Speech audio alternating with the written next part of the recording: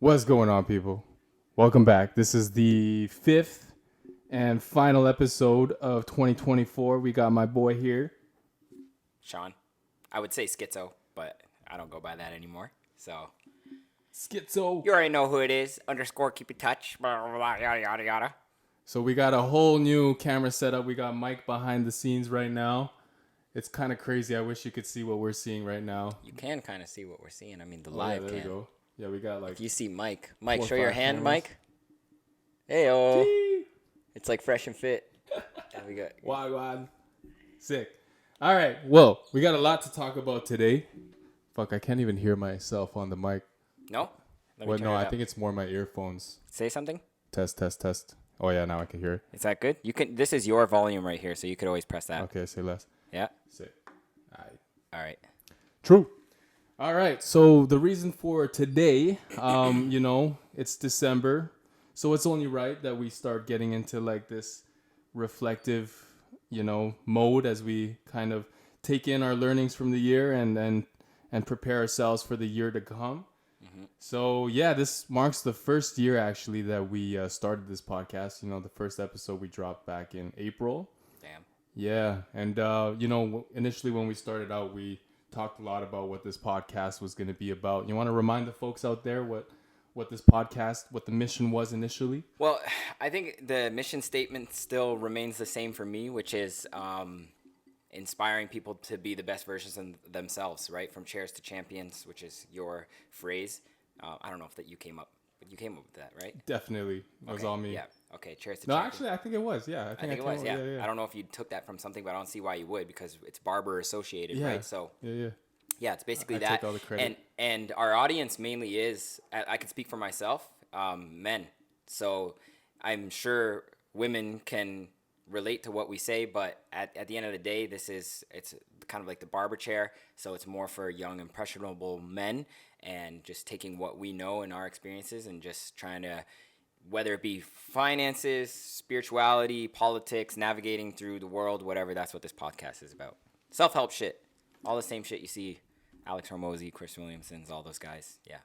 I love it. Yeah, and just to spit out some stats here, we're just starting out. This is only our fifth episode, but there is some, I guess, wins, if you want to call them that, to celebrate. So in total, our Instagram reels have garnered 136,000 views.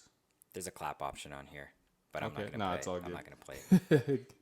Yeah, it's like very sitcom-y, right? Yeah, like very the track. Yeah, I remember that. What else? We got 53,000 views on TikTok. We just started TikTok not too long ago. Small wins here and there. And to your point, the majority of our audience, it's actually 81% men, 19% women. 57% are actually 25 to 34. 18% are 35 to 44. And only 16% are 18 to 25. I know. Damn. Yeah, we were talking earlier about how we want to kind of help the youth in a certain way, like to guide them and to be a voice of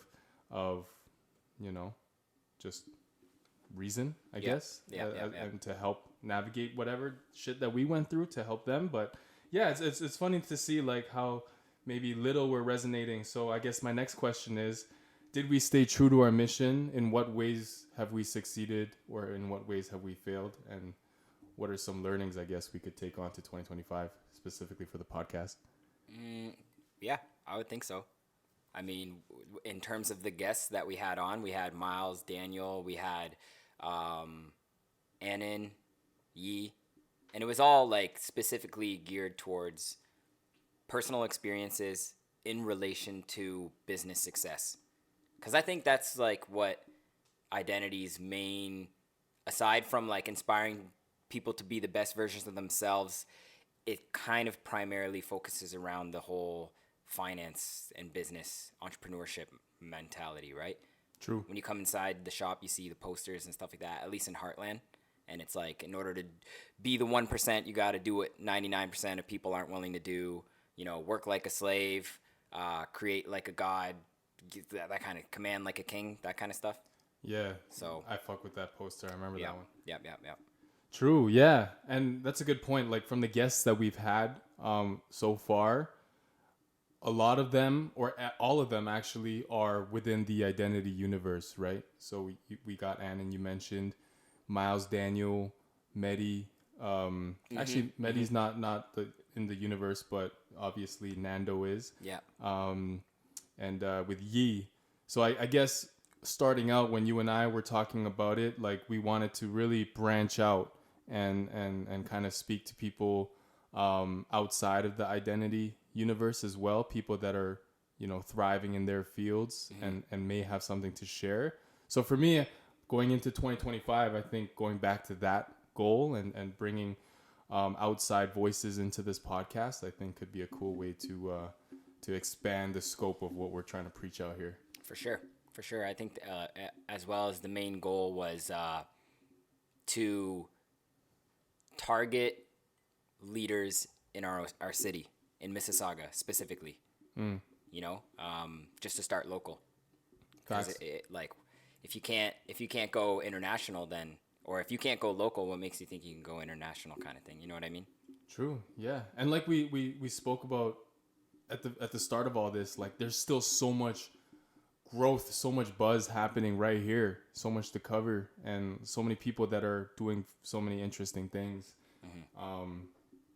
Yeah, man. True. Cheers to that. Salud. All right. Cheers, Mike. Cheers. Sick. So yeah, man. I think you know, you said it, like when we're talking about being the best version of ourselves, you know, elevating our identity. So much of what we preach means nothing if we aren't living it ourselves, right?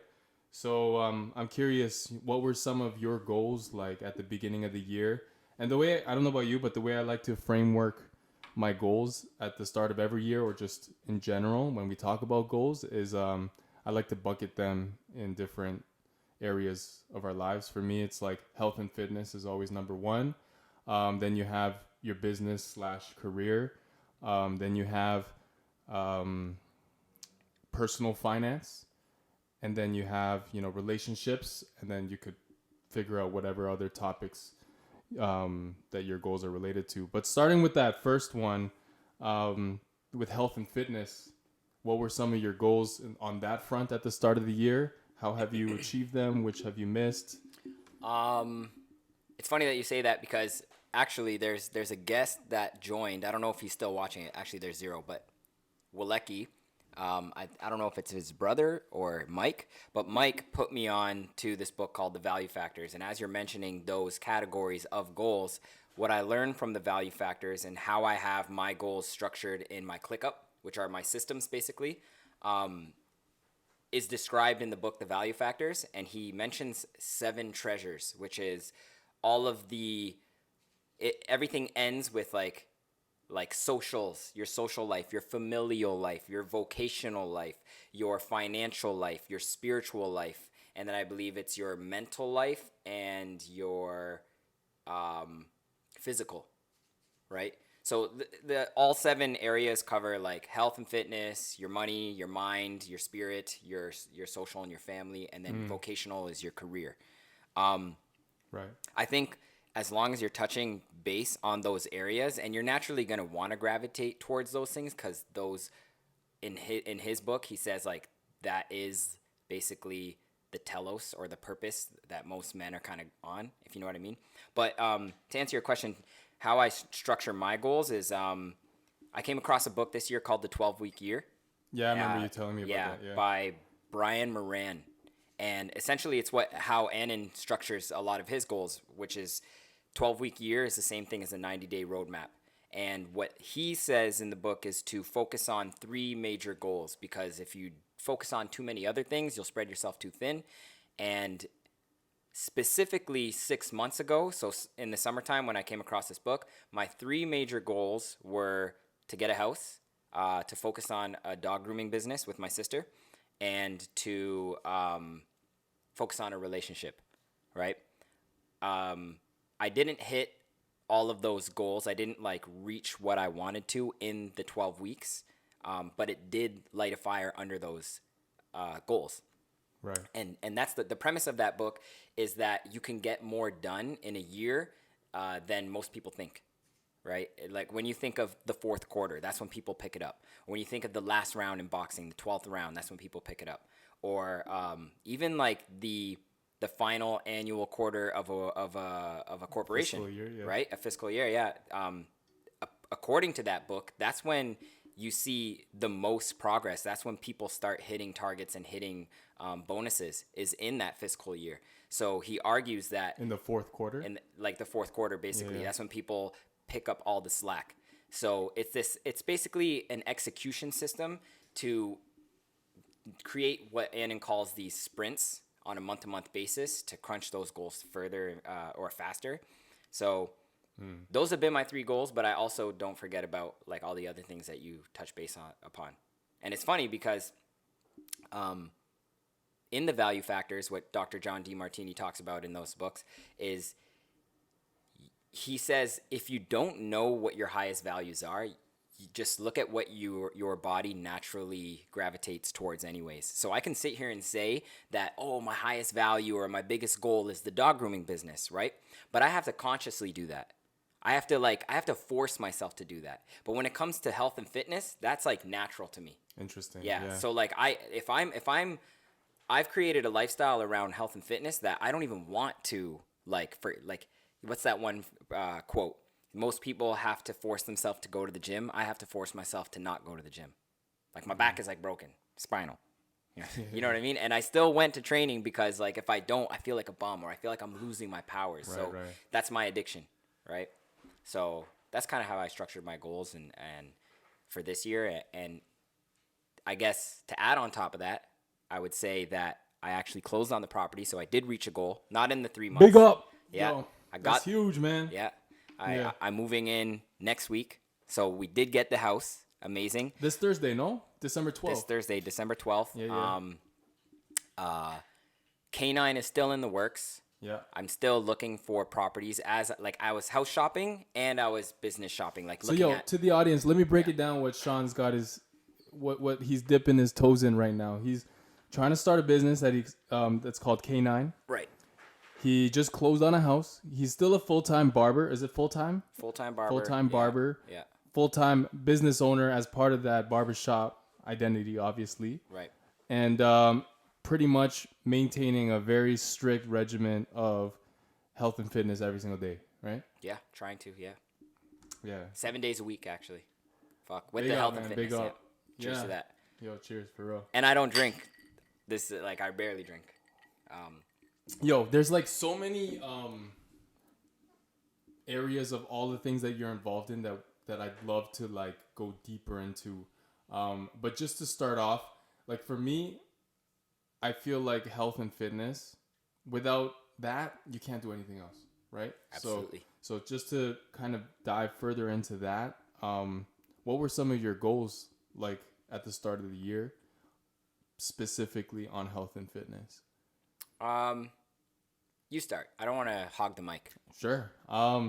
Yeah, for me, like what you described as it being second nature, and how you have to even convince yourself not to go to the gym because that's how embedded it is within your routine.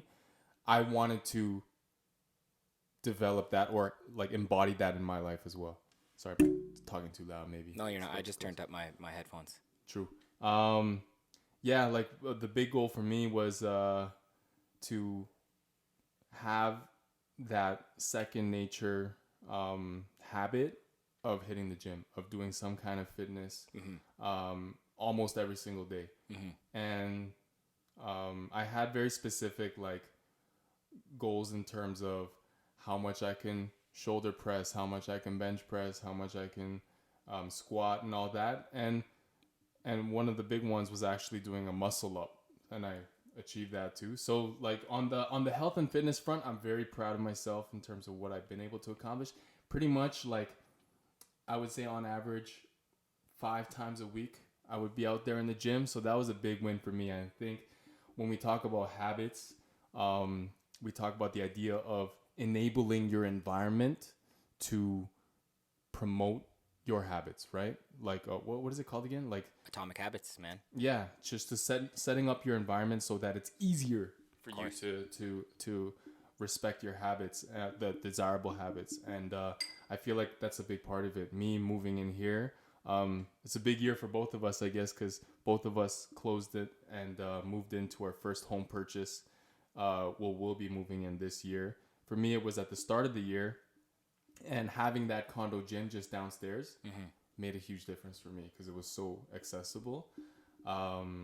So yeah, man, like, yo, I feel like I'm 32 now and I'm in the best shape of my life. I'm playing ball with Mike now that the basketball season has started again. Every Tuesday, I'm in a volleyball league, and every other day of the week, I'm trying to work on strength training, calisthenics, mobility. That's a huge part. I actually have a question for you. Okay, so this is in regards to health and fitness. So, as somebody who's now in your 30s, right? How have your health and fitness goals changed as opposed to when you were younger?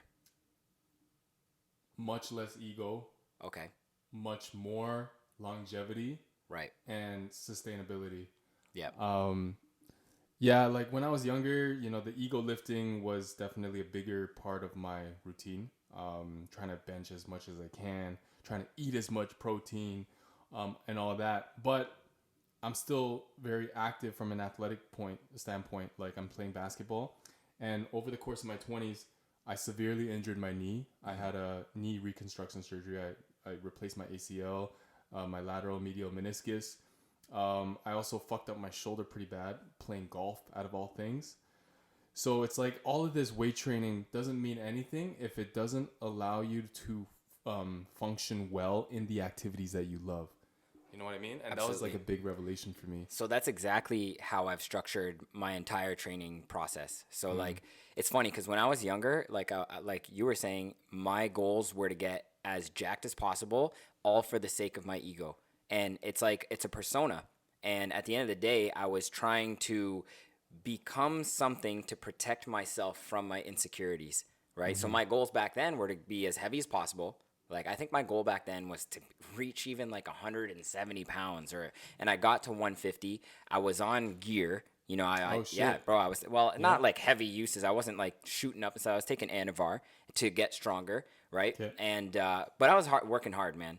I was benching 255 at 150 pounds, like 5'2". Yeah, that's crazy. I'm like 5'5", with 5'6", 5'7" with some Timbs on. But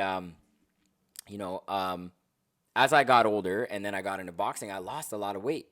And then on top of that, if we're talking like relationships and stuff like that, like once as I became more older and as I kind of like stepped into manhood and approaching 30 and like heartbreak, I had to do the mental work, right? The therapy to figure out like what's wrong with me. You know what I mean? Like how much do I got to lift to be happy? And I guess I kind of went and sought after that inner child again. I started doing things like snowboarding and all this stuff, back to boxing, back to jiu-jitsu, you know what I mean? And it was my perspective that changed. And now my goals are different. My goals aren't to get as jacked as possible. My goals are to perform to the longevity, like you're saying, to perform at the best possible, like, to perform the best that I can in my sport. Yeah. And I don't even know if boxing is an ego thing either. Maybe instead of trying to be as jacked as possible, I want to be as tough as possible, right? But I do love the sport. I love I love the functionality, and I love the hybrid, being a hybrid athlete, than I do just being jacked for nothing. Do you know what I mean? I'm curious to know because like there's something that basketball gives me that nothing else in the world fucking gives me. And I feel like that might be boxing for you. Like when you're boxing, like it's like therapy, right? Absolutely. Time just slows down. Bro, lifting is boring as shit. Yeah. And like after you lift for like a year, 2 years, it's boring. You're picking up something and putting it back down. You know what I mean? I can't say the same thing for other people. That's a subjective opinion. But like when you're going toe to toe, there's no like, even from a competitive aspect of bodybuilding, what do? You get up on stage and you start flexing. You're like, and it's like, look at me. Not to look down on bodybuilders, because I feel like what they do is crazy. But I see what you're saying. It's like What's the real challenge? Yeah, You know what I mean? and as we, I think this example gets brought up a lot, especially in a lot of the fitness content that I consume. But like when you become a dad and you're gonna be spending your time crouching down, picking up your kid, and all these things, like I want to make sure that I could do that like without any sort of pain. Right. And I got some friends that are in that stage of life right now. They have kids, they got a full-time job, and they maybe let themselves go a little bit. They don't take care of their health as much. And I could see that being like a situation that I don't want to be in. So then I think about, okay, how do I need to orient my life now so that when I'm in that position, I could live what I define now as my most fulfilling life. And I think being a hybrid athlete, not to stick onto this topic for too long, but doing more than just lifting does allow you to, because your kids are gonna if you want kids, they're eventually gonna participate in sports and stuff too, right? You want to be able to participate in all those things. And I would add that you can injure yourself and fuck your shit up more than lifting. You could be lifting safe and not injure yourself, like, and take the ego to the ring and take the ego to the court. In fact, most people that I talk to get injured in sports, like team sports, like basketball, or golf, right? So, I think like my goals have definitely, like, I guess to kind of like go full circle, my goals have definitely changed since I was a kid, and now I've kind of accepted like me and my body and my from a aesthetic standpoint. I still want to look good, but I don't care about being jacked. I just want to be able to perform the best that I can in the sports that I enjoy and feed my inner child. Do you know what I'm saying? Facts. Yeah. And like looking good is a side effect. Absolutely. I'm sure you're not mad at the way that you look, right? It's like you're not focused on that, but because you're focused on something bigger, like you're still looking good. You're still happy with what you see in front of the mirror, right? I would say this too, like to anybody who's like insecure about being, not as muscular or whatever, put it this way. I'm pretty sure the statistics show that like more than 70% of Americans are obese. If you are not obese and if you think that you have to be like a Chris Bumstead or like like an absolute unit and you aren't obese, then you already look better than 70% of people in America. Do you know what I mean? Not to say that as a flex or anything, because that's getting back into the ego thing. Like, we can go into the topic of fat shaming and all that shit, right? But, just care, like, health is the main priority now. Facts. Yeah. Yeah. And just my final thought on this topic. I think you just need to find something that you love. Like, absolutely. That doesn't feel like a chore. You know what I'm saying? Like, and that allows you to express your identity and sticks true to who you are. No pun intended. But if you find yourself like doing things to build a persona, that's when you're gonna feel like an imposter, and that shit can do more harm than good. Yeah. And it just won't be sustainable. Like, you won't be able to keep up with it. No. And like the other avenue of this is nutrition, right? I think that was maybe at our age too, like in our early 30s, we start to feel our metabolism slowing down. And that's been a huge part of my year as well in terms of what I put into my body, because garbage in, garbage out, right? Yep. Shout out to garbage. Cheers to garbage. Hey, this is good for the soul a little bit, right? What do they say? A glass of wine a day keeps the doctor away?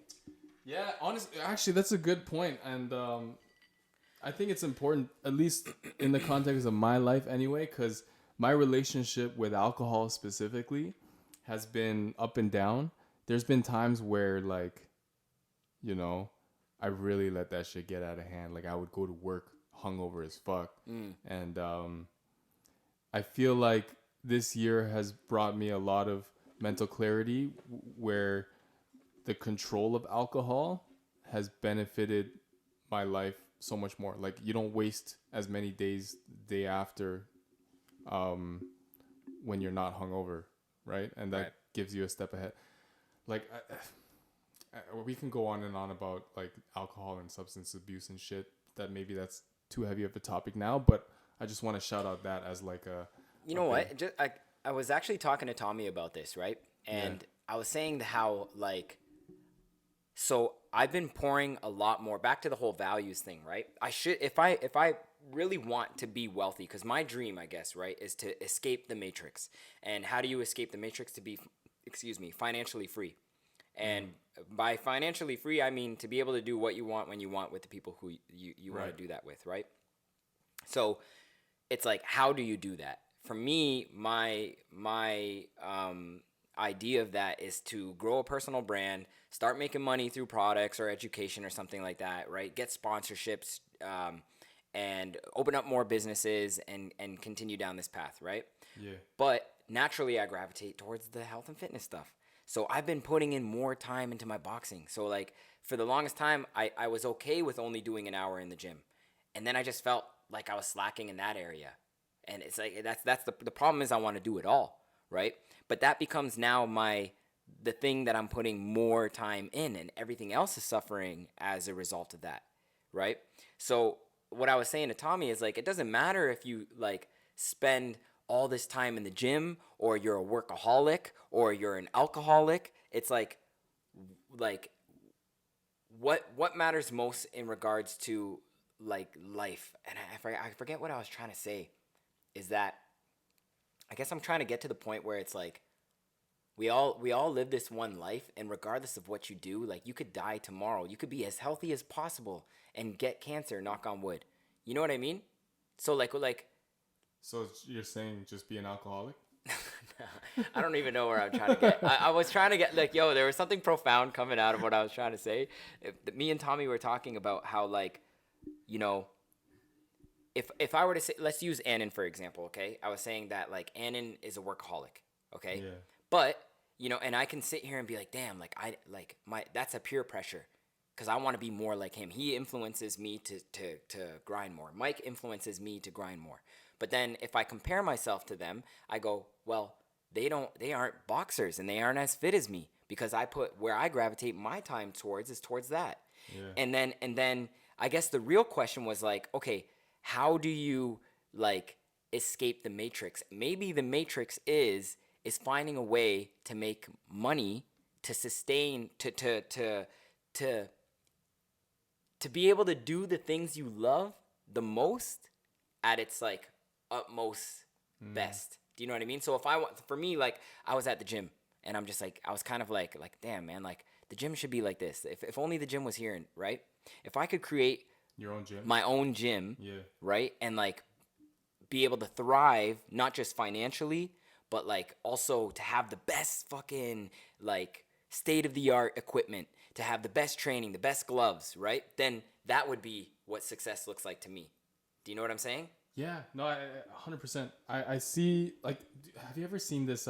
It's a show on Netflix. I've seen him also as a guest on the Diary of a CEO. That's the second person that said the hat goes hard, by the way, on live. Yo, your hat game is pretty strong. I'm not gonna front. I only have like 3 I hats, feel like so that's a lie. I feel like every episode is a different hat. But yeah, No, I only have 3 hats, so definitely not.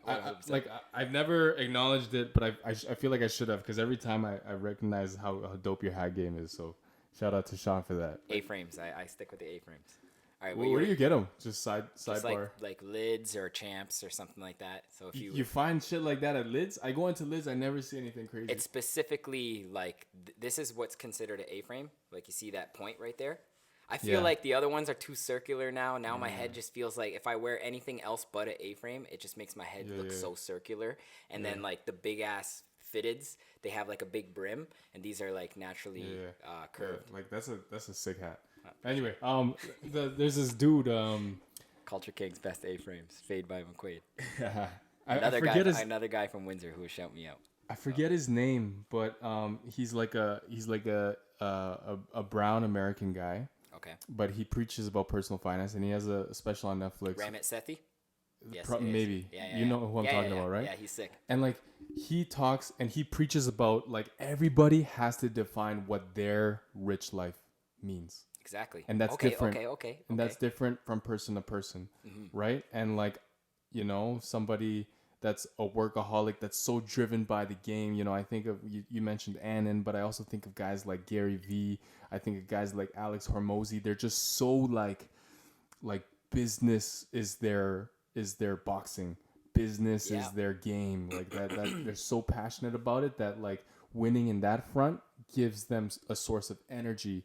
Whereas I reflect on my life, sometimes I'm the same way. Like when I'm focusing too much on business, I'm like, oh man, this kind of is starting to feel like work. This is starting to feel like, so maybe there's other areas of my life where I could, focus on, and if there were an opportunity to make a living from that, that would be a way that I could maximize my rich life. Yeah. You know what I'm saying? And I think and that's, I think, the answer, in my opinion. Well, I've said it actually. One of the first videos that I created in this this epiphany of like, I need to create more content and I can't be perfect because perfectionism is procrastination. One of the first videos that I released in the last, I would say, 45 days, when I decided to do this whole content creation stuff, was the definition of success.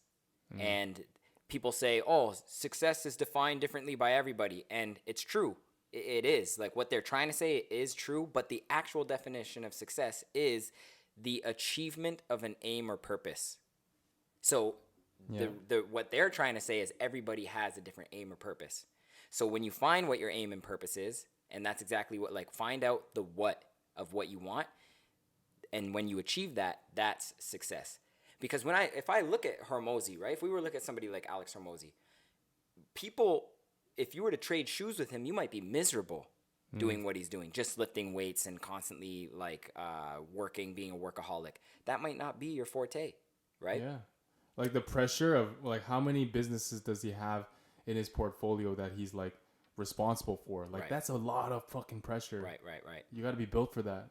For me, like, I guess like, if money wasn't the obstacle, like, it's just about enjoying the finer things in life, right? Like, and what is that finer things in life? Like a state-of-the-art tech, state-of-the-art equipment, state-of-the-art, being on like a nice yacht. And unfortunately, that is like the Facebook effect, the Instagram effect, where it's just like, it's hard. You could go to a five-star resort, get there, and be like, nah, man, I seen something better on Instagram. This ain't the Maldives, or this ain't like a pod that's like super futuristic, hovering above a perfect ocean blue, highly saturated, high dynamic range photo and video with a IG baddie. Do you know what I mean? It's like, my life is, you know what I'm saying? Yeah. But and I guess it's like, you kind of have to like love yours in many ways as well. But strive for, attaining what it is that you want, specifically for your highest values. Do you get what I'm saying? Facts. Yeah.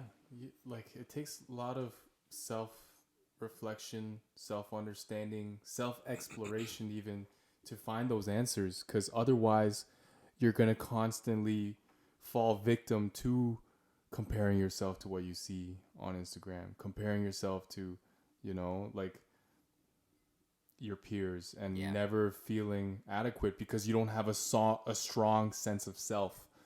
Your sense of self is leaning on external validation.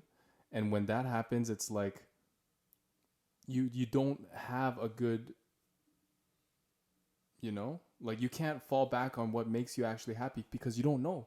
Because you're leaning on too many other things that are outside of you that you think is going to make you happy. That's what happens when you don't have that strong sense of self.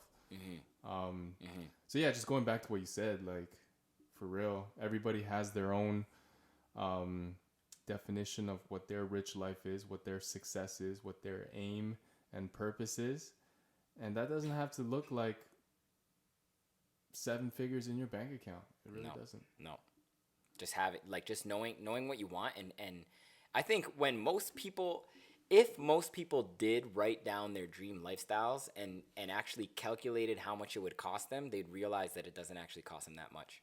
Unless you want like a fucking $300 million yacht, then that's a whole different story. Because just to get that going for a month costs like tens of millions of dollars with the staff and all the furnishment and all that stuff. And yeah, that's a good point, because I think even if having a shit ton of money is not in your like cards as what brings you fulfillment, even if that's not the case, like even if like being rich, okay, you've accepted that being rich is not part of your what makes your life rich. I think it's super important that you still understand money. And this is the same thing that guy preaches. What's his name again? Ramit Sethi. Ramit Yeah, Sethi. yeah, yeah, yeah. But not only him, like I think understanding money is crucial for you to be able to access however way you define your rich life. Mm-hmm. You know what I mean? It's like actually this is a good segue because the next category of personal goals that I wanted to talk about is like personal finances, how we think about money, you know, as two 32-year-olds, where we allocate our money and how we spend our money, all of these things I want to talk about. But in just to stick to the frame of 2024 and goals and achievements, failures, what were your personal finance goals at the start of the year? Personal finance. Well, it's funny because with the height of Bitcoin hitting like 100,000, I get so many people in my chair. For real. You got Bitcoin? Yeah, well, I don't have direct Bitcoin. I have I don't want to get taxed, right? So in my TFSA, I invest in the Bitcoin ETFs. Okay, right. Or the Bitcoin ETF and Ethereum ETF, and they're just launching an XRP ETF. Interesting. Okay. Right. What does that mean? So yeah, Or do you even want to get into that? No. I'd love to get into this. I love So this it's okay. So it's like It's a almost fund. like a mutual fund of kind Exactly. of yes, like an index fund of coins. Yeah. So like Yes, it's the best called performing coins. the ticker for Bitcoin is. I think there's a few, but the one that BTC or some I'm in, shit. it's called QBTC. Okay. QBTC. Yeah. I may be wrong, but I believe it's BlackRock. Of course, Everything it's good? BlackRock. Everything's BlackRock. Everything all right, Mike? Low battery. Oh, For which one?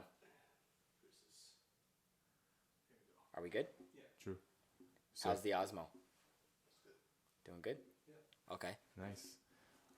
Yeah. So the one that I'm invested in is called QBTC. Right. I may be wrong, but I think it's like run by BlackRock. Is it? Maybe it's some other company. Okay. But it's essentially I don't physically own Bitcoin, Right. but I like my performance in my investment in that index fund or in that ETF Right. is directly correlated to the performance of Bitcoin. Interesting. The advantage there is that if you take profits with Bitcoin, you get taxed, right? Okay. Whereas this, I'm invested through my TFSA, so any gains that I get or any capital gains that I decide to take profit on, it wouldn't get taxed. That's the only difference. Okay.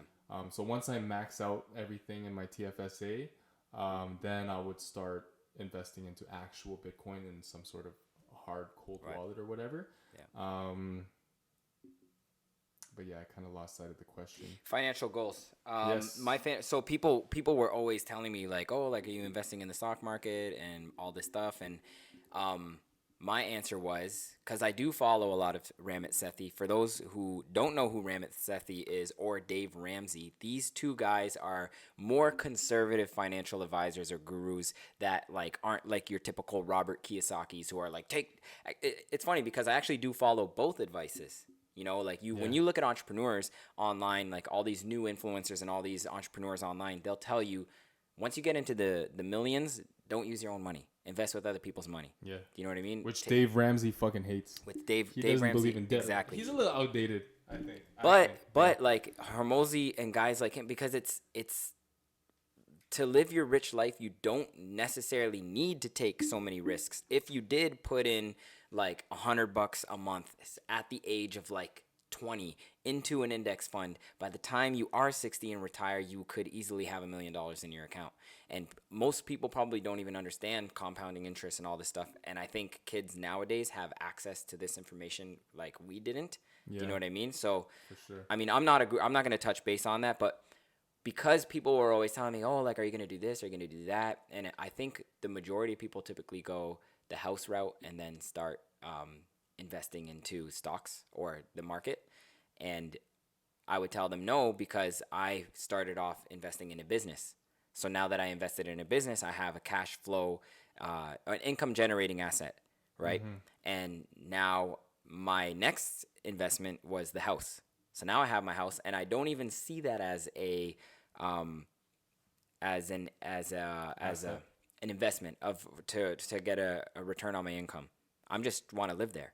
Yeah. I just was so tired of living in a basement apartment. I was so tired of the cabin fever, the lack of creativity, the mood that it puts you in because it's so dark in there that those things can influence the way you feel.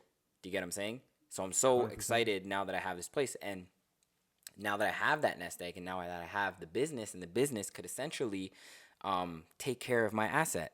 So I could be living technically for free with the business. Do you get what I'm saying? Yeah. So now my next decision is to invest a little bit here, sprinkle into the stock market, and invest in that way, but still go about the business as well. So those are my personal financial goals. And I kind of have to restart now because I had to take all the capital that I've been spending or saving for my whole life and dump it into this property. Do you know what I mean? Yeah, no, I feel you. And that's honestly like one thing that I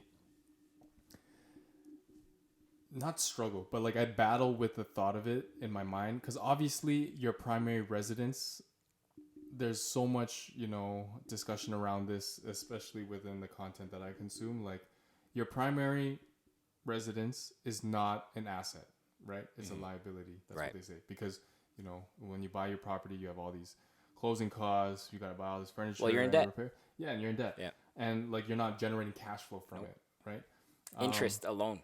Yeah. I think most people don't even understand interest. It's like Yeah. you think you're getting a property for 500,000, but you're actually in the span of 30 years, you're gonna have to add another 300,000 on that. And it's front loaded.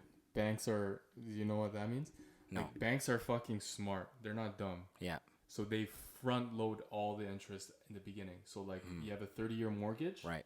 For the first like 15 years of that mortgage, you're basically paying like 90-80% interest. So like for the first 15 years of your mortgage, very little of your monthly payments is going towards the principal. Right. Of course. Yeah. Yeah. Yeah. It's So fucked. I banks saw are that. smart like Yeah. that. Yeah. So because of that, when people say, "Oh, I'd rather buy a house instead of rent," because at least then the money that I'm paying every month is going towards my equity. It's not going towards equity. Exactly. Yeah. For the first Until- like 10 to 15 years. Exactly. Yeah. So Like, yeah, oh wow, and I've thought about you've this stacked up like 20K, maybe 15K into your home. yeah, and like if you think about the real estate market, we're in a very hot market, the GTA, where property prices have probably averaged like 10% growth every single year, which is equivalent to what you can get in the stock market per year. But it just goes to show like the amount of money that you and I put towards our down payment for our properties, which is a pretty sizable amount.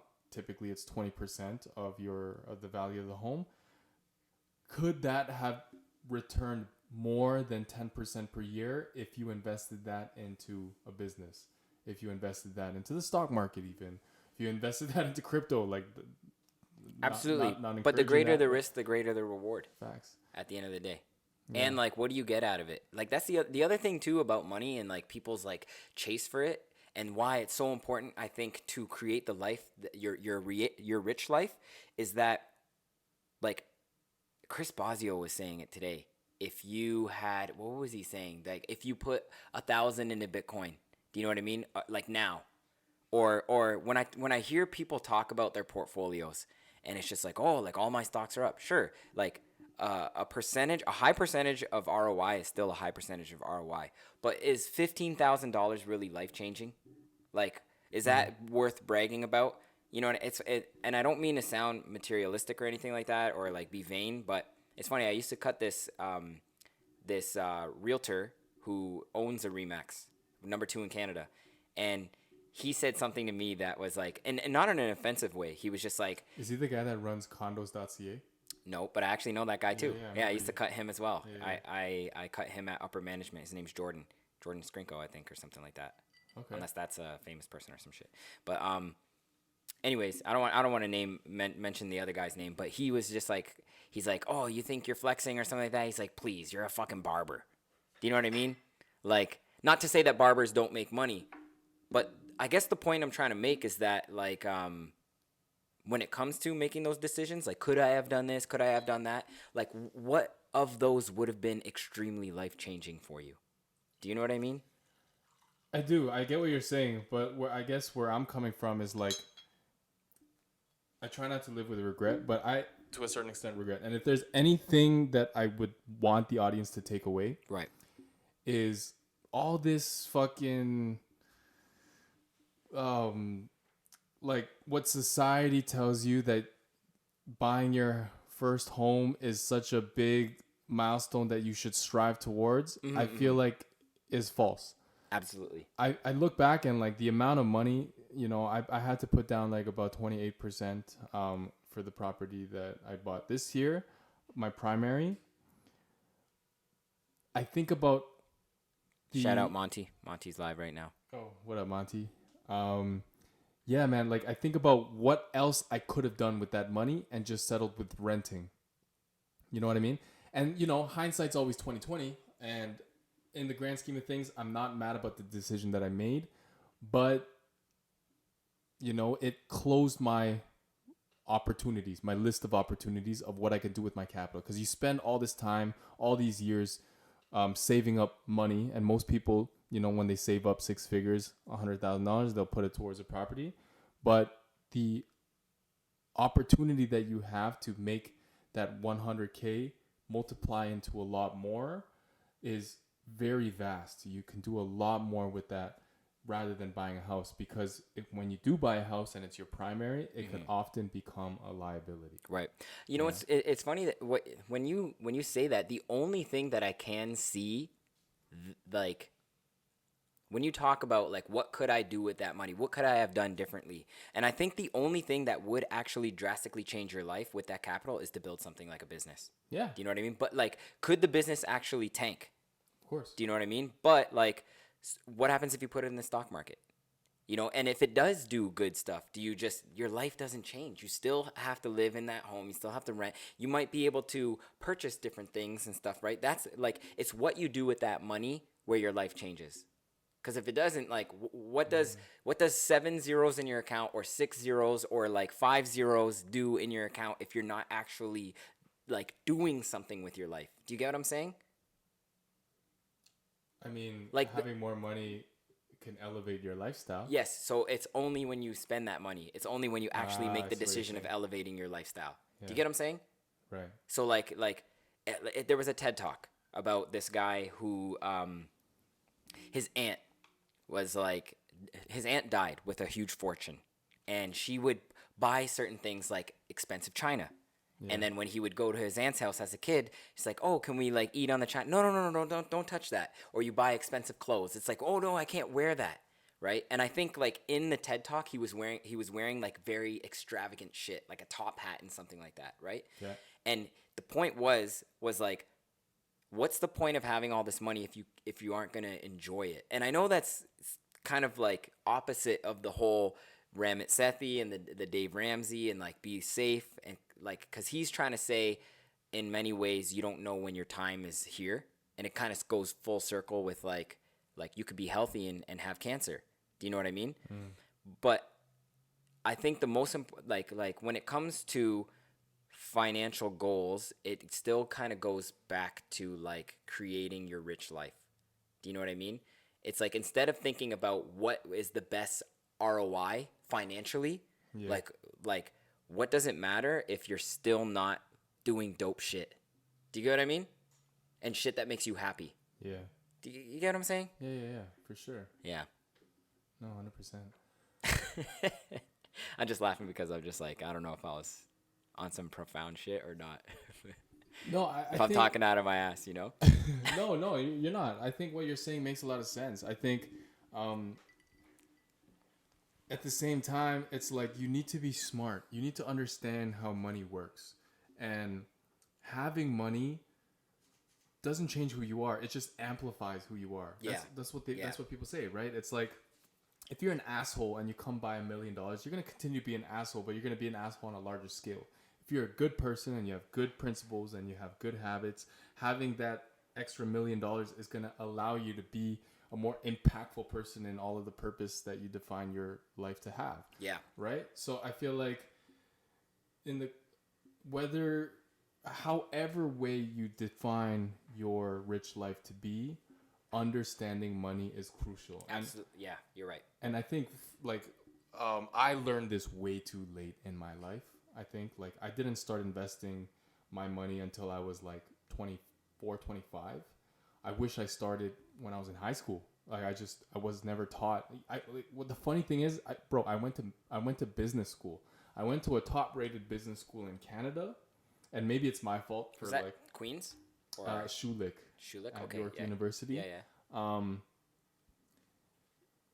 And it's probably my fault because maybe I wasn't paying enough attention to the material that they were teaching. Yeah. But all that aside, like I didn't invest my first dollar until I was fucking 25. And to me, you know, if I could, you know, preach about everything that I've learned, I'd love to, because I know that that's probably going to be the biggest impact that I could make for viewers watching in that are on you know, that are younger, that are like between the ages of 15 to 25. Right. And going back to like what we talked about in terms of 2024 and moving on to 2025, like I think this podcast in 2025, I'd love to have some guests that are like really good with their money and they can talk about this subject. Especially like executors, because I guess I was kind of losing where I was kind of going with what we're talking about. And I think like what I'm discovering with the little knowledge that I have about, you know, investing, what Alex says is like investing in yourself. But I think at the end of the day, it's like, my buddy taught me this. It's funny because he was a drug dealer actually. Right, he would work on the side. I'm not going to mention names or anything, but he would buy drugs and then he would sell those drugs, and he'd be like, "Hey, man, it's better than any amount of interest that I would get from a bank." Right. So I think as I got older, I started to learn anything that you invest in that gives you a bigger or faster ROI than a bank does, like 6%. Like, for instance, if you know, you invest in a product that like is selling, and you get 500% of returns. Like, let's say you invest $3,000 and get $20K back. Do you get what I'm saying? Mm-hmm. That's better than like keeping $100,000 in the bank and only getting 5% back on that. Yeah. Do you know what I'm saying? So it's about finding whatever opportunities that you have. What I'm learning is that find whatever opportunities that you have presented to you, and yes, throw the money at it if you know or believe that it's going to give you a safe return on your investment, even if that means betting. If you know the game of like sports betting, if you know, that's still a better ROI. Yeah. And if you can weigh out how much you win and how much you lose, that's still better than your money not doing anything. And I think the play is to get better at having risk analysis, especially through businesses, because I've learned that businesses don't fail, people do. Do you know what I mean? That's huge. It's like people think they want to be a businessman, but they don't even have their own life together. It's like, you can't even get up and make yourself breakfast. How are you going to fucking provide for 12 other people? Or how are you going to provide, you know what I'm saying? So I think that was the biggest like learning curve for me. And then part of like the investing in a home, I think it's like weighing out, especially in today's market, it's like rent is the cost of people's mortgages. So like the thing that's fucked up about like the GTA is like, there are people that are renting out their homes that could be making a profit off of renting it out for like $1,500, $2,000 because they paid off their mortgage maybe 15, 20 years ago. Do you know what I mean? Oh, I see what you're saying. Yes, but the like, problem I want to make that clear though, because like having a cash flow positive property as a landlord is like impossible in the GTA. I mean, for people who have invested in the last 10 to 15 years, or maybe not 10 to 15, but I think the reason why it's impossible and the reason why the rental markets are so high is because people who bought 5 years ago bought when the interest rates were low and it was like COVID prices and the hype around buying a home was so high. People were buying condos for $1 million. And now that the interest rates, they're only just starting to come down, you have to rent out your home to cover the mortgage or else you're going to be burning. But then look at all the people who have low house expenses. They're looking at the markets and going like, well, I have a condo and like, sure, like I could rent it out for $2,000 and make $500, but like the guy next to door, he's charging $3,000. So why can't I do that? Do you get what I mean? So Yeah. I think when it comes to understanding whether or not you should rent or buy, it's about weighing out like in the long term what's going to cost you more. And I think nowadays it's like renting can be more harmful than buying. Do you get what I mean? Unless you make the sacrifices like I did and lived in a basement for the last 6 years, paying $1,500 a month. Like I'd be like people. I pay that in maintenance fees now. Do you get what I'm saying? So Yeah, so it's I see what about you're saying, yeah. yeah, weighing out. I think like in terms of like the best thing to do, like at least for me right now, from what I know, it's like risk analysis, investing in areas that are going to get you closer to your rich life, and also just chasing what makes you kind of happy. Do you know what I mean? In some way, shape, or form. Yeah. No, and I don't want to go too like discuss too much on real estate and everything and the specifics of that, but like to reiterate, yeah, like you have to just do what's right for you. Like you have to make it make sense because you're right. Maybe there might be an opportunity, like it's very rare in the GTA where what the rent that you would pay is equivalent or more than the mortgage that you would pay, right? Okay. But there's a lot of other hidden costs with owning a home. Yeah, of course. That most people don't, realize initially. Mm-hmm. So the costs, transfer fees, fucking taxes, all of these things like fucking furniture. If you're able to front all that, maybe it makes sense to buy your place. But like renting is just not a bad option if you have lots of capital and you want to spend it other places. Yeah. To get a better, more on your return. Because they're like, before we move on, there was a guy named, his name is Hamza, and he's from Windsor, actually. He's a Airbnb arbitrage guru. He probably makes more, no, he probably does a lot off of the education as well as his actual units. But I remember listening to a podcast that he had, and he was just saying that, like, purchasing a property, even to make an income property, to rent it out to students, to whore it out as much as possible, like literally build being like a slumlord. You know what I mean? Yeah. It's still not worth forking over the capital for like what, $500, maybe $2,000 a month. So he went the arbitrage route and he said, screw using up all this capital. I'm gonna just rent from people who have homes, sublease their homes on Airbnb, and the cost of starting that up is like $5 to $10K per unit. Yeah. I have a friend that does that too, and it's like it's a much more of a winning formula in the States, especially now. I think they're cracking down on a lot of short-term rentals here in Canada. Canada is not like terrible market for arbitrage. They're not friendly like that. Yeah. But yeah, like that's a good example that you bring up because that's also a business, right? That's a business, like, and any business comes with risk, and like at the end of the day, there's no truly passive income. No. Exactly. Gary Vee says it. Yeah. Unless you invest in the stock market, but then that can also be risks. You know what I mean? Oh yeah, for sure. And like the stock market is very rarely passive cash flow. It may be passive gain in equity, and you might have some dividend stocks that give you cash flow. If you have, fucking Warren Buffett level investments maybe there's exactly. cash flow from the dividends. You'd have to fork over so much money to buy in the dips and then like day trade basically, and then at that point it's not even passive. It's not, but then again, it's not passive. It's still not passive. Yeah, exactly. It's just faster. You still got to do the work. Yeah. Right? Yeah.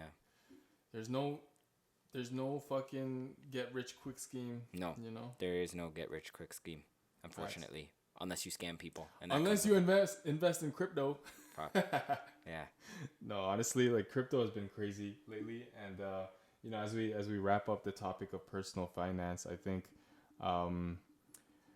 crypto is a very hot topic, and I think a lot of people are potentially vulnerable to like falling to the traps that's out there for crypto.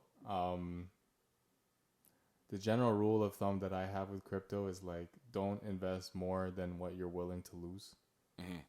Are you in crypto? Are you I have Cardano. Cardano? Yeah. I read up on it, and I'm like, apparently the guy is like very like conservative and likes to do things slow, so he's not as fast as Ethereum and stuff like that. But like at this point, I'd rather just keep my shares in Cardano and see where it goes in the next like 5 years or something like that. But yo, my portfolio. I love that. You're yeah. long. So like I think that's the name of the game. I think crypto as it is today, as much as Bitcoin has breached that 100K threshold, but I think long term it's going to be a $300 trillion asset class. Right. So it's like buy and hold, I think, is the right mentality to have. And whatever you can afford to buy and hold, because the dips are going to happen. Instead of 100K now, probably next year it's going to go down back to like fucking 60K. And you have to be ready for that. And if your mentality is long, then you will not lose on crypto. But in order to have that mentality of being long, you can only put in money that you're willing to like disregard for the next little while. Right. So careful out there, because fuck, you heard about that Hoktua shit? Yeah, she's facing jail time or some shit. She's probably gonna go to jail. Yeah. Because there's a lot of fucking scam artists out there that just pump and dump, and like, people are losing a lot of money. And I lost a lot of money back in 2022 on crypto, so I learned from that. But I'm definitely fucking winning from this bull cycle so far. Fingers crossed. Yeah.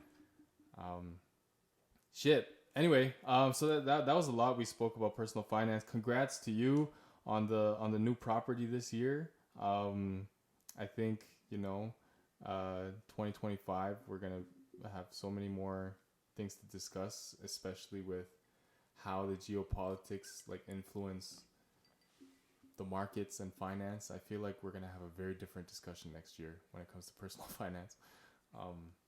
Yeah, we'll see. Yeah, we'll see. What's next on the list aside from finance stuff? Yeah, we went a lot into that. The next one is I have here business and career. We touched on it a little bit. Yeah. And is there anything else like you think might be share worthy in terms of business? Yeah. I mean, like the team is just doing what it's supposed to do. There's always like room for more. It's just finding time and finding like what are you willing to sacrifice, what happiness, that kind of stuff, right? But aside from that, like you were saying, I'd rather have people who have a lot of value to offer to share on that topic, and I don't feel like I'm interesting enough to offer that kind of stuff. You know what I mean? In terms of value, I don't have much to touch base on. Yeah, me too. Like I'm not even like I don't own any businesses myself, so I'm very not qualified. But in terms of career, I guess like I can speak on like my 9 to 5. Like this year, like I got a promotion, but going back to talking about what defines your rich life, I think a big aha moment I had this year was like understanding where your place is in the rat race. Because the rat race is crazy. Like people like me in the corporate scene, there's always a carrot dangling in front of you. You can always put in so much effort to get that next promotion, to get that 10% increase in pay.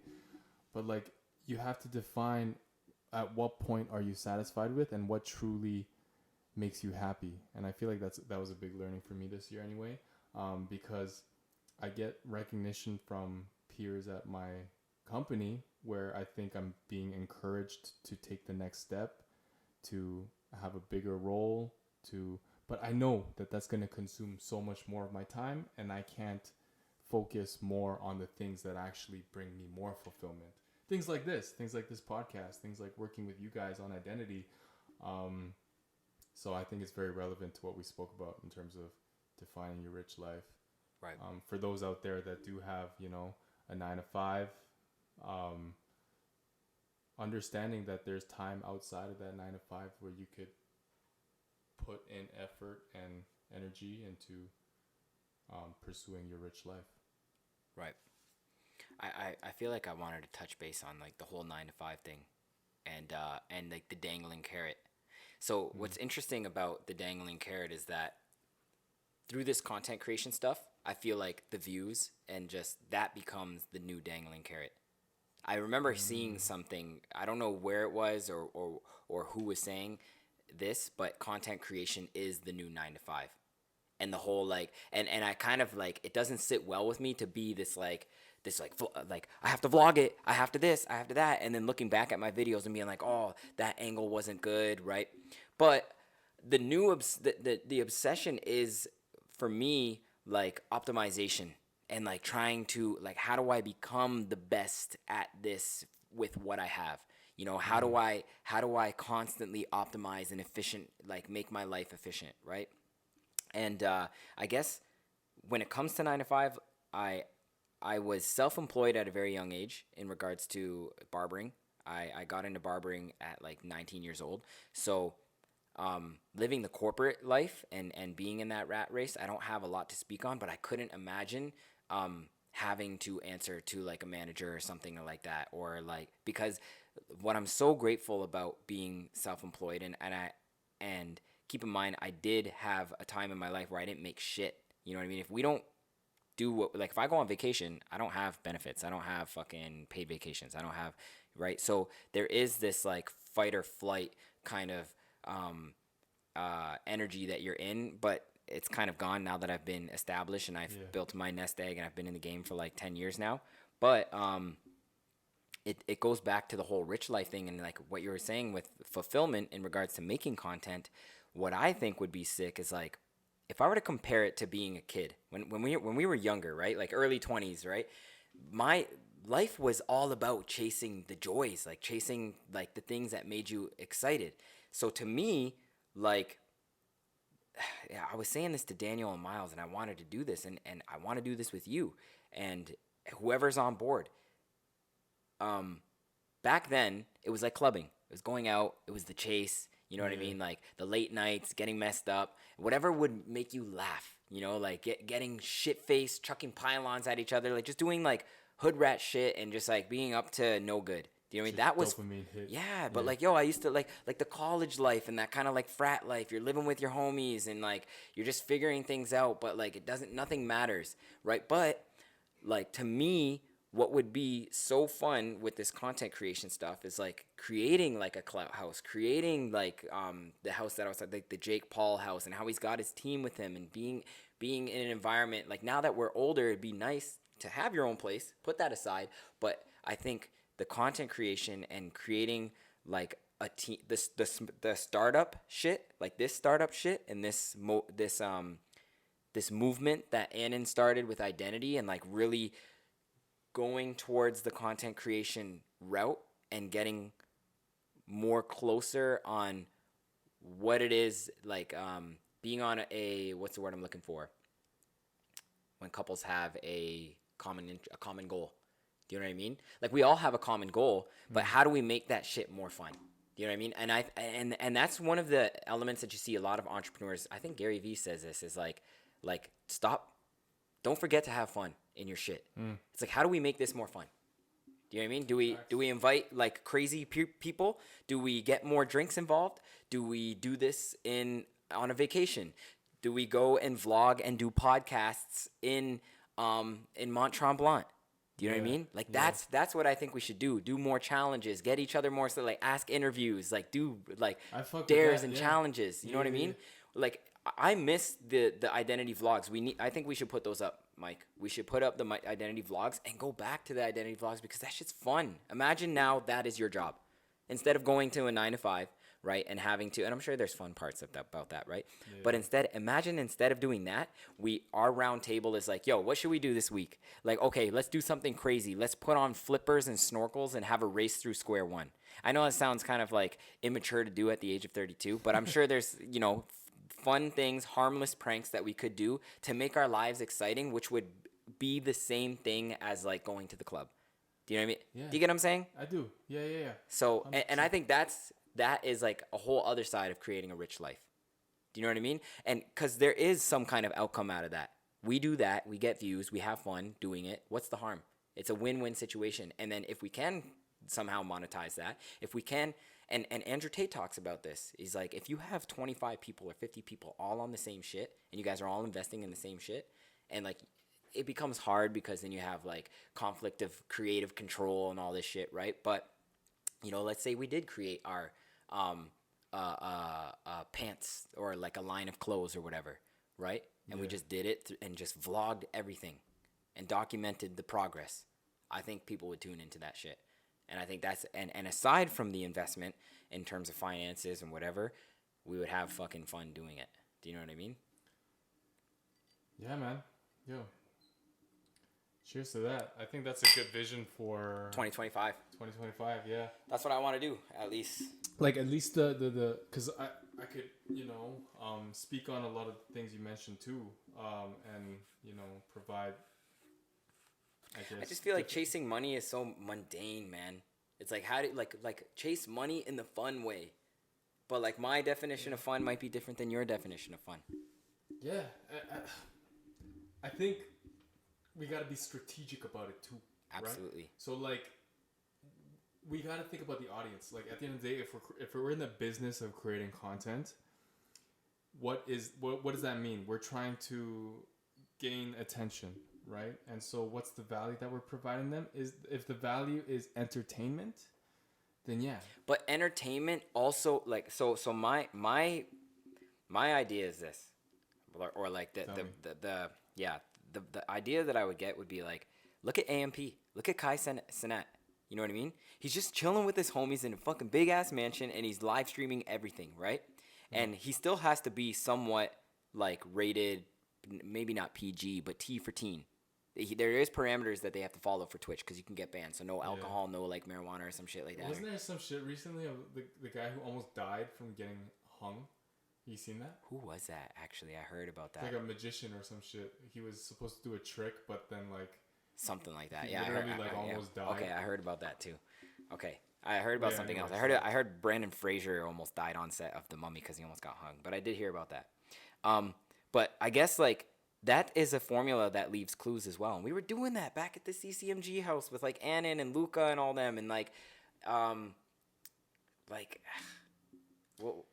you know what I mean? No, I do, and especially with like you guys back in the day, you guys definitely had like a buzz around. We did, and people people think that it wasn't, but at that time there was no virality, there was no TikTok, there was no everybody and anybody had 1 million followers. Like having 5,000 views on YouTube locally was like, and if that was organic local 5,000 views, that was a flex. Yeah. Do you know what I mean? And to other people they might not think so, but I was getting stopped in public. I would be like, yo, aren't you a rapper? Or people would actually praise me for that shit. You know what I mean? Yeah. And that's not the point. The point is to have fun with the people that you're cool with. And I think it's like, how do you develop, like that's a department.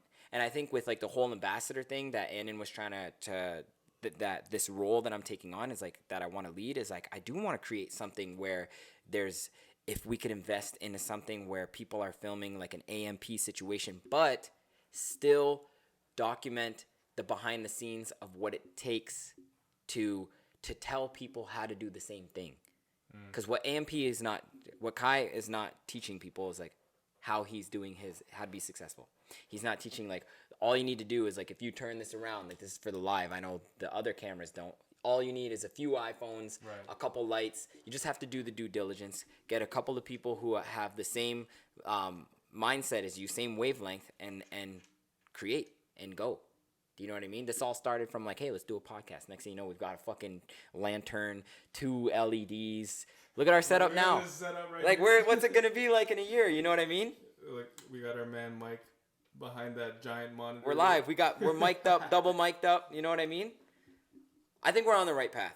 I think so too. Yes. I just want to amp it up. I want to fucking like let's go all in. That's my all in. Yo, that's like what I want. Honestly, real talk, man. It's like we're not even a full year. We dropped our first episode in April. This is our 5th episode that we're recording right now. And let's be honest. Did we reach some sort of critical mass? No. Like, no. Do we have a huge following? Absolutely not. Do we, like, our videos, none of them have really gone viral or nothing?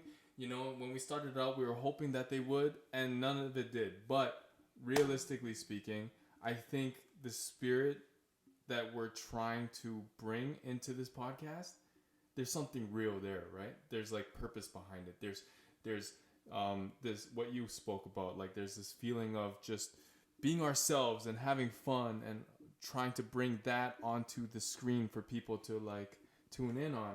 All of these things is such good energy. And I think like, bro, in 2025, especially with, I don't know if we could even mention all the things that, you know, developments that are about to come, but 2025 is going to be good for this podcast. Hey, man, people within the business and not even like who are part of the actual like corporate side of things are making money. Like making money. Do you know what I mean? So like things are moving with or without us. What do you mean? Who's making money? Man, these young kids, Miles, Daniel, yeah. bro, they're on to shit. And like, and what I try to tell them too, and what I remind Annan is that like, bro, it'd be a shame. It's actually stupid for none of us to come together and do an AMP. It's actually so dumb because what did it like aside from like imagine you're Kai, okay? What did all those other members have? I don't know much about them. Maybe they already had a following. Maybe they were each individually famous in their own way. But like, Identity already is an AMP. So it would be. Sorry, I don't even know what AMP is. AMP is like their squad. Oh, okay. It's like their their CCMG. It's their gang. It's their is like Ray in that. Ray is in AMP. like Duke Dennis, all those guys, right? I don't know. Like Aiden, I don't know if his crew has it. You know, like I don't know if other people are a part of the focus, but like Duke Dennis has his own following. So like to me, it's almost crazy for someone like Miles, Monty, and Daniel not to collaborate. They each have 1 million followers on TikTok. That's 3 million, 4 million people like wide. Get together, have fun, shoot the shit, fucking do epic shit, go live. Like, you know what I mean? Yeah.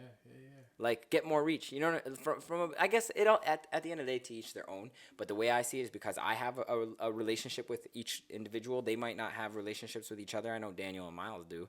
But, like, I just see an opportunity for something big. And if with collective investment, we could hire, like, somebody to record. We could get mic'd up and just be live every day. And it would make life more exciting and fun. You know what I mean? Yeah, fuck yeah, I agree with that, man. I fuck with that heavy. Like, I think for me, the one avenue or dimension that I feel like maybe is our responsibility as the older guys in the crew is like bringing in that layer of purpose. Absolutely, leading it. Yeah, and like just making sure that the vision is very strong and Absolutely. like and the structure. Yeah. And like getting the things that are required to get it started. And I think that's like, to me, as we talk about this, that might be a new 12-week year for me. You know, with the whole content creation. Because, hey, at the end of the day, the content creation is the main focus. But, like, how do I fucking amp it up? Like, and how do I use, as a minimalist, how do I use the resources that I have now? Yeah. Because, bro, like, you could just use your phone and shit can be crazy already. You know? With that being said, like, you know, Costa Rica, Mont Tremblant, those are like vacations or, you know, destinations that could make some content interesting. Do you know what I mean? Yo, Mike, you trying to reach Costa Rica anytime soon? Let's go soon, no? Maybe. Yo, for real. I want to go somewhere warm this winter. You guys down? I want to do epic shit. We have 2 people in the live. Who wants to do epic shit? Shug, if you're in this, I know you want to do epic shit. I think he said not yet to what we were saying. He's like, you aren't there yet. So appreciate the support. My guy. We will get we're on the right path. The only way to fail is if we quit. Facts. And yo, we just gotta stay in the pocket, man. We gotta be ourselves and just like don't let the outside noise phase us. Absolutely. We got time. Knock on wood. 32 is young. And we gotta leverage the developments in, you know, I think we talked a lot about this in our episode with Miles and Daniel, but allowing the technology to be your tool and to elevate everything that we're doing, I think is gonna become so much more important in 2025. And this is a good segue to the next topic that I have here. Excuse me. Yeah, go ahead. The world time is is it? changing fast. It's 10:15 right now. It's been what, an hour and a bit now, right? How's all the equipment? Everything's good? Cool. Hour 30 minutes? Okay, so we'll wrap it up soon. That's fine. Damn, it's been an hour 30 already? Oh shit. Okay. But no, that's perfect because I'm on my last topic here on my little sheet. And Shit or sheet? sheet On my sheet? on my sheet. But it is a pretty heavy topic, and I don't know, we can take this to so many different tangents, but Relationships. no, honestly, I crossed that off because that's a whole other thing. We gotta. I have a lot to say about relationships. I'm not going to talk about my relationships because fuck you guys. But No, same here. No, that's a big topic. I think you and I need to get together to do a full episode on relationships. and that doesn't need to be that. We don't have to pull up all this shit. Like that's the other thing. We could do just like remember the videos like the minorities. What they have, just one camera, double mic'd up. The that's it. minorities? Oh, The yeah, video. yeah. Doesn't have to be see what like you're this. saying. We could do this is for the guests. Yeah. We do not need this for True. like we should be doing way smaller production shit and pumping out. Yeah, You know what I'm saying? Talking about more like heavy hitting shit. Facts. Yeah.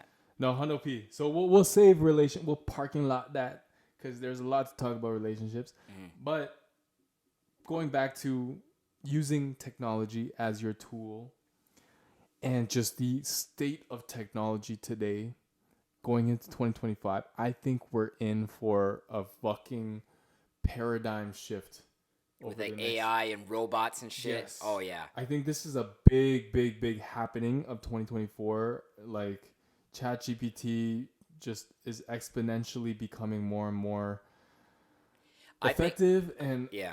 Sorry, go ahead. Well, I was gonna say is like, it's kind of funny because I was gonna say this. It's like Apple is usually like it's the mainstream thing. Unfortunately, when it comes to tech, the majority of the world is not up to speed with this shit, right? And Apple makes people get up to speed, even though they're way behind. They're like, oh, we sprinkled in now you can multitask on your shit. Android did that shit fucking 10 years ago. right. You know what I'm saying? Oh, VR, the Apple Vision. It's like, bro, MetaQuest has been out Oculus Rift has been out for 15 years. In fact, if you went to Disney World, Nintendo had fucking virtual reality. It's not that complex of technology, right? But Apple ends up making it popular, right?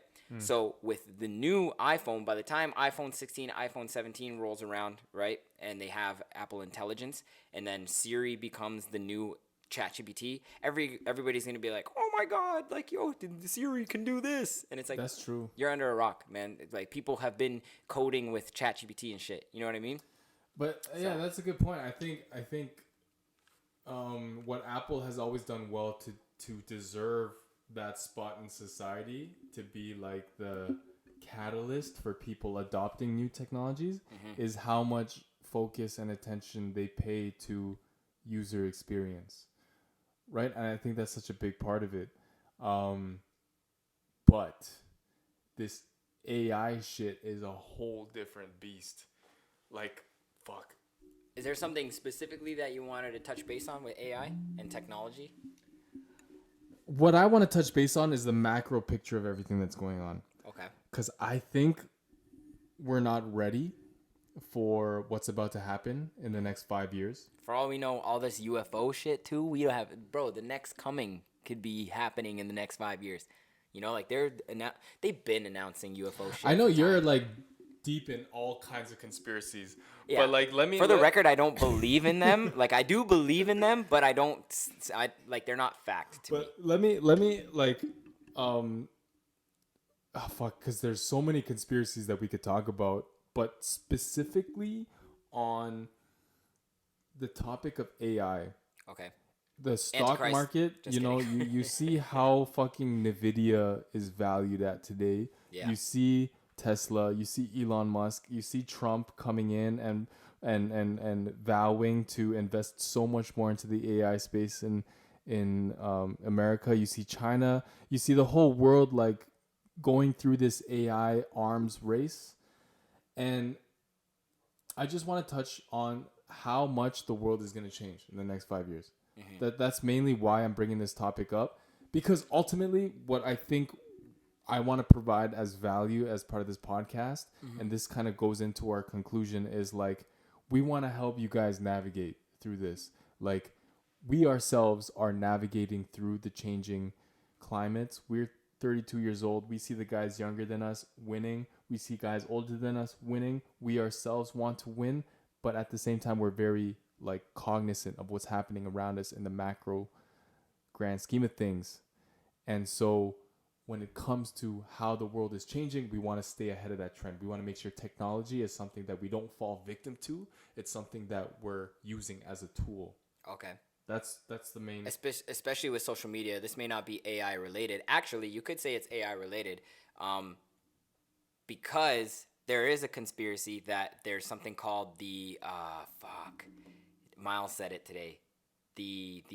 It's essentially I'm butchering it, but it's like the empty web. That there is a rancid AI and that like all the fucking comment sections are just bots. It's all AI shit. You think you're engaging with real people. Like fuck, every follower that I have like in the last like 30 days has been some Russian OnlyFans, 0 posts, 0 following, 1 this, and it's like liking my shit. Like all these like fake AI Russian bots are my biggest supporters in the last like 30 days. But in regards to tools, like our very phones are like weapons, right? You've probably seen that ad that like your iPhone is not a phone, it's a weapon directed towards you to capture your attention, blah blah blah blah. And one thing that I can say about like the algorithms and these platforms like Google and Meta and whatever is if you use it to your advantage, shit. When I go on YouTube, yes, it's distracting, but everything like is so. I think there's a net positive to the algorithm for me specifically with like, say for example, YouTube. I log on, I open up my computer, and it's everything that I want to see that can educate me to further my progress in my endeavors. Do you get what I mean? But at the same time, it is bad. It's like I don't want to see like big booty bitches every fucking day. You know what I mean? Like, you get what I'm saying? Yeah, the brain rot. You didn't catch the wink. I was like, I don't want to see it. Shit. I actually don't. And this. Yeah, of course. Like it's the whole like brain rot shit that Yeah. I learned. I learned the term brain rot from our episode with Miles and Daniel. But ever since then, it's just like it makes so much sense. There's so much fucking brain rot, and the systems are designed to. They're designed to just capitalize feed on, off of your dopamine receptors. Yes, exactly. And if like, you don't have a good control over that, that's where you're doomed. Fucking done. Yeah, you have to be and you're as a man or a responsible adult, you have to do your best to set up your life so that you can get in control of that. Facts. You know what I mean? Because bro, I waste so much fucking time on my phone. Same, bro. Yeah. Yo, dog. We live in a strange world, man. Like there's so many movies about it, but like I think about WALL-E. Yeah. Remember WALL-E, where everybody's like fat, everybody's like overweight, and they're just like drowned into the screen in front of them. Mm-hmm. We're headed there. We're already there. Yeah. We are there. True. We just don't have floating chairs, and we're not in space, and Earth is not garbage yet. Facts. Yeah. And you know what? We might even be there next year, next 5 years. Mm-hmm. And I guess we got to come to a close because Mike is yawning and he wants to get the fuck out of here. But hey, all that to say, this podcast is gay. I'm just kidding. I'm joking. Fucking gay. Remember that one guy? It's like, we are gay. Fucking gay. Buy my signs. Da da da da. Tony, yo, if you want a marketing masterclass, I'm gonna copy that shit. I'm gonna copy that shit. I can't. Yeah. I actually do. That is part of my. I put it in my journals. Is to copy some of that shit. The audience, do you guys know Tony from LC Signs in China? He's man. Fuck that guy. Don't plug him. Fuck them. No, plug the guy. I will happily plug him. Mike, you know who he is, right? Yeah. Yo, homie, I'm Tony. Yeah. He's funny. That's smart. That's another that's how you have to get ahead of the game. And like if you yes, like he's using the concept of having a very strong hook. Yes. And he's leveraging the shit out of it. And what I would on top of that with the whole social media thing. Okay, this is a actionable step for people to take. Something that I took. Guys, if your algorithms are fucking toxic, go out of your way to unsubscribe. Unsubscribe to all the bullshit. Unfollow all the bullshit. the people that you should be subscribed to on YouTube or following on TikTok. Like, I protect my TikTok. I don't even follow my fucking friends. Unfortunately, I don't want to go mass unfollow a bunch of people on Instagram. But when it comes to TikTok, I like only follow like 12 people, and it's not because I don't want to follow you, and it's not become some ego thing. It's because you're protecting your energy. I want it, not my just energy, my mind. My mind in terms of what I'm seeing. I only want to follow shit that will propel me. I don't want to follow shit that will negatively impact me. Do you know what I mean? So I don't follow humor. I don't follow comedy. Even though the algorithm knows I like it, it'll still feed me that late at night. But like right now, it's all barbers, and it's not even barbers because of support. It's because I'm studying them. I'm studying the game. I want to copy them, take exactly what the fuck there is that they're doing, and try to apply my own strategy around that. Social media marketing experts, camera equipment, fighting stuff, gym stuff, nutrition stuff, Andrew Huberman, Joe Rogan, all that kind of stuff, right? Because, like politically people have, fuck them. I don't even know. I'm not even going to cater to that shit. But, yeah, man, get rid of the garbage, man. Expel what is useless. This is a Bruce Lee quote that I'm butchering, and take in what is useful. Do you know what I mean? Like, I was subscribed to Nelk Boys, nothing against them, but like their content didn't serve me. I didn't want like I'm not subscribed to the minorities. What is watching a bunch of kids fucking do blow, drink alcohol, and like engage in degenerate activities? What value are they gonna bring into your life? Yes. In fact, I probably follow like Jake Paul, Logan Paul more than anything now, just to kind of study like the levels of which they do like like marketing and content creation. Do you get what I mean? So use AI to your tools. ChatGPT, I use it to like we could go into a whole spiel of like how I'm implementing systems in my calendar and how I use ChatGPT to create like hashtags and schedules and learn. Like I was using ChatGPT to set up all this fucking equipment. You know what I mean? C. Sahan says a great mindset. Follow your passion, unfollow the distractions. 100%. Preach, dog. Like, yo, fuck, just to bring this thing to a close. 100%. I think if you're watching this, if you're one of the few that have been tuning in thus far. The 3 people live right now. The 3 people live right now. But we get some views on our YouTube and on our reels. As I mentioned, we got 136,000 views on our reels year to date.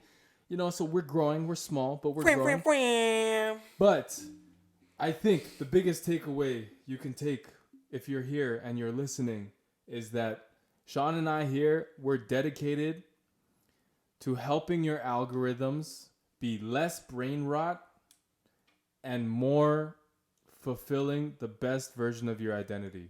And we're here to help you navigate this confusing world. We ourselves are navigating it ourselves. We ourselves are going through the business challenges, the entrepreneurial challenges, the career challenges, relationship challenges, all kinds of issues in life. And we're just here to be your homies with a level mind and to help you navigate. That's all. We've, have some things to share in terms of wins that we've had in our lives, learnings to share from failures we've had in our lives. But that's the big goal of this podcast, man. And I think 2025, we're going to take it to a whole nother level, man. 100%. Cheers to that. And, I can't, this thing just locked up, but I was going to say, CC Han says, you're my barber and I appreciate you so much, Sean. Help me gain confidence as a teacher. Shit. Let's cheers to that too, because small wins too. It doesn't mean I don't got to be like conquering every goal to just make a difference. And that's another thing that I wanted to do for 2025 is actually we were supposed to do it this month and we didn't actually. We were supposed to feed the homeless in Toronto. We were supposed to make sandwiches with Tanya and Dave. I don't know what happened. It was supposed to be November 29th.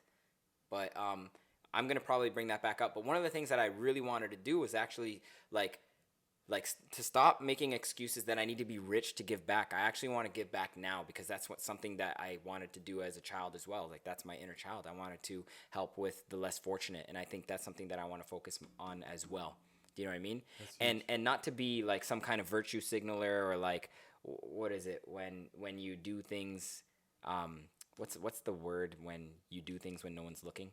That's called altruism. I don't know, but I do think like people make fun of people who record that aspect. I want to record that aspect to show people that you can do those things. Do you know what I mean? So I mean, maybe you didn't have to put that in, but that's something I want to do for 2025 is get back, be more charitable as well. Yeah, I fuck with that. Shit. A lot of things. I hope, if you tuned in again, like this episode gave you kind of a glimpse of how we, Sean and I, think about our years, set our goals, how we strive to achieve them, how we acknowledge when we've failed to meet them, and, the mindset that we have going into the new year. I hope you guys share this level of optimism and excitement we have to attack what's ours and what's available for us to get. So appreciate y'all for tuning in. Yeah. Any last words? If you are tuning in, go fuck yourself, everybody. No, I'm just playing. Honestly, you couldn't have said it any better. Let's have some fun next year, like you said. Let's have some fun. Let's get to it. Yeah. The grind doesn't stop. We're gonna wake up tomorrow. We're gonna do the same thing over again. Mike, any last words? Keep at it. Samantha, I know who you are. We shared class in Windsor.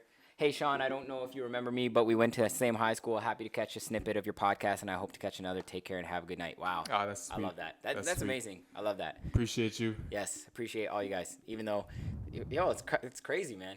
Small wins, bro. I love it. Small wins. All right, guys, have a good night. We're Brick out. by brick. Bye. Boom.